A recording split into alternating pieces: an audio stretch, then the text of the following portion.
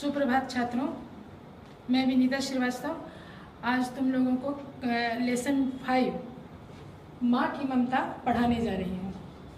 Lesson 5 माँ की ममता।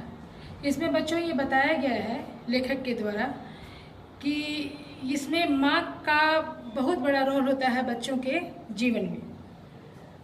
यहाँ दो बातें बताई गई हैं। एक तो लोगों को, बच्चों को ये अपने कर्तव्य का अनुमान होना चाहिए कि मैं जो कर्तव्य कर रहा हूँ वो सही है या नहीं। लेखक ये जिस लेख को लिए हैं नृसिंह पुराण से। लेखक ये बताना चाह रहे हैं कि आजकल बच्चों में कर्तव्यहीनता बहुत बढ़ती चली जा रही है और लोग अपने माँ पिताजी को आदर देना भूल गए हैं। इसी को देखते हुए तुम्हारे पाठ्य पुस्तक में ये बताया गया है कि माँ की ममता क्या होती है। इसमें एक पात्र है माँ की ममता में, यज्ञ शर्मा संतोषी। यह एक ब्राह्मण होता है, ब्राह्मण है यज्ञ शर्मा संतोषी। उसकी पत्नी का नाम है रोहिणी। उसे एक पुत्र है जिसका नाम है देव शर्मा। ये ब्राह्मण है, इनके घर में सारा कुछ सही सलामत चल रहा है। कुछ दिनों के बाद ऐसी परिस्थिति आती है कि यज्ञ शर्मा संतोषी का निधन हो जाता है और देव शर्मा उस समय छोटा होता है। इसकी माँ बहुत रोती है रोहिणी कि अब हमारा जीवन कैसे चलेगा। लेकिन इसी बीच देव शर्मा क्या करता है कि अपनी माँ को रोता बिलखता छोड़कर वो कहीं चला जाता है। जाते हुए सोचता है कि अब हमको क्या करना है, तो वह एक तपस्वी बन जाता है, तप करने लगता है, ईश्वर की पूजा करने लगता है। माँ बेचारी उसी तरह तड़पती रह जाती है, किसी तरह अपने आप को मनाती है कि अब हमारा जीवन में कोई नहीं है। पति का तो पहले ही निधन हो गया था और बेटा भी हमको छोड़कर चला गया। बहुत रोती है, बिलखती है, लेकिन उसको अब कोई साथ देने वाला नहीं है। पूरा समाज सोचता है कि बेटा जिस समय उसको अपनी विधवा माँ की सेवा करनी थी, वो समय वो बच्चा माँ को छोड़कर चला जाता है। लेकिन वह बच्चा जो है सो ईश्वर की भक्ति में लीन हो जाता है, तपस्या करने लगता है, तपस्वी बन जाता है। एक दिन वह बच्चा नहा रहा है, नदी में नहा रहा है, और वो अपना कपड़ा ऊपर में रख दिया है। वो अपना नहा रहा है, उसी बीच एक बगुला और एक कौवा आता है और उसके कपड़े को लेकर उड़ने लगता है।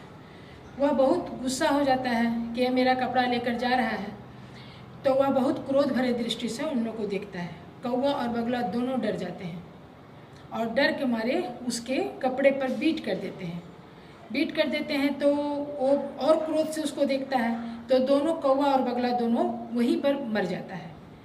तब इसको लगता है कि अरे तो हम बहुत बड़ा तपस्वी हो गए हैं कि क्रोध भरी दृष्टि से हम कौवे को और बगुले को देखें और दोनों मर गया। एक तरफ तो उसको बहुत खुशी होती है कि हम बहुत बड़े तपस्वी हो गए हैं, जिसको भी क्रोध भरी दृष्टि से देखेंगे उसका तो सत्यानाश हो जाएगा, वह सोच रहा है। दूसरी तरफ उसको गुमान भी हो रहा है और उसको पता भी नहीं होता है कि हम इतने बड़े तपस्वी हो गए हैं। ये सोचता हुआ चला आता है कि चलो हम तो अब तपस्वी हो गए हैं, किसी को कुछ भी कर सकते हैं। ये इस चीज़ का उसको पहले अनुमान नहीं था कि मेरी तपस्या इतनी बड़ी हो गई है। खैर, वह अपना रोज़मर्रा की ज़िंदगी में भिक्षा मांगकर ही खाता था। ब्राह्मण था, गरीब ब्राह्मण था, विप्र था, तो भिक्षा मांगकर ही खाता था। भिक्षा मांगने वो जाता है एक घर में, जहाँ वहाँ बार बार बोलता है माँ भिक्षा दो, माँ भिक्षा दो, लेकिन कोई निकल कर आता नहीं है। वो बहुत घंटों खड़ा रहता है दरवाजा के सामने कि माँ भिक्षा दो, बट कोई नहीं निकल कर आ रहा है, कोई उसको भिक्षा नहीं दे रहा है।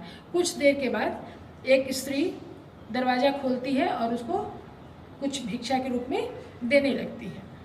तो वो बहुत गुस्सा से उसको देखता है। स्त्री कहती है कि तुम इतने गुस्से से क्यों देख रहे हो उनको, भिक्षा लेना है तो लो और नहीं लेना है तो जाओ। तो वो सोचता है मन मन में कि ये तो स्त्री जो है वो हमको समझ ही नहीं रही है कि हम कितने बड़े तपस्वी हो गए हैं। जिसको क्रोध भरी नज़र से देख देंगे वो तो मर ही जाएगा, ये समझ भी नहीं रही है। तो वो स्त्री बोलती है कि तुम हमको बगुला और कौवा मत समझो, तुम हमको बगुला और कौवा मत समझो कि तुम हमको क्रोध भरी दृष्टि से देखोगे और हमारा सत्यानाश हो जाएगा। भिक्षा लेना है तो लो और नहीं तो जाओ।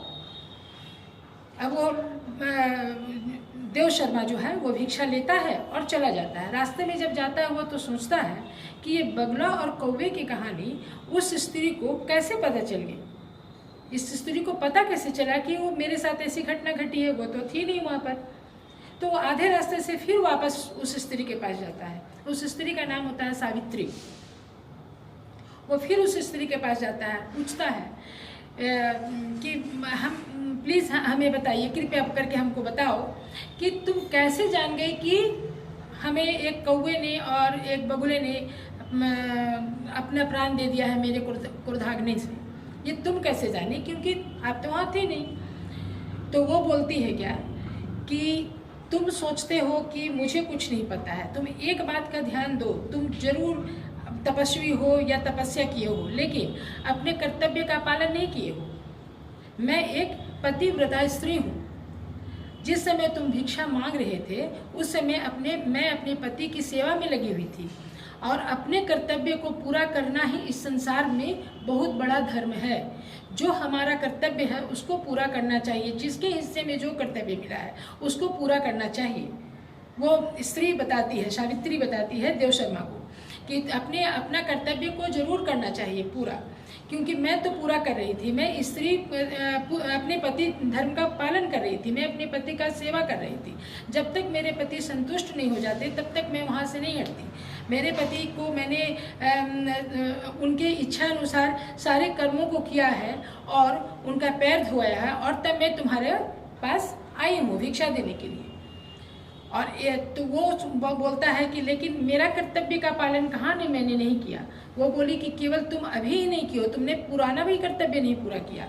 और एक बात मैं तुम्हें अगर पूछोगे तो बता दूंगी कि वो बगुला और कौवा जो तुम्हारे पास आया था और जिसने तुम्हारे कपड़े पर बीट किया और वो मर गया, वो उजला कौवा काला कौवा वो तुम्हारा कर्तव्यहीनता का प्रतीक है, और जो बगुला था जो उजला है वो तुम्हारी माँ के पुण्य के कर्मों का फल है।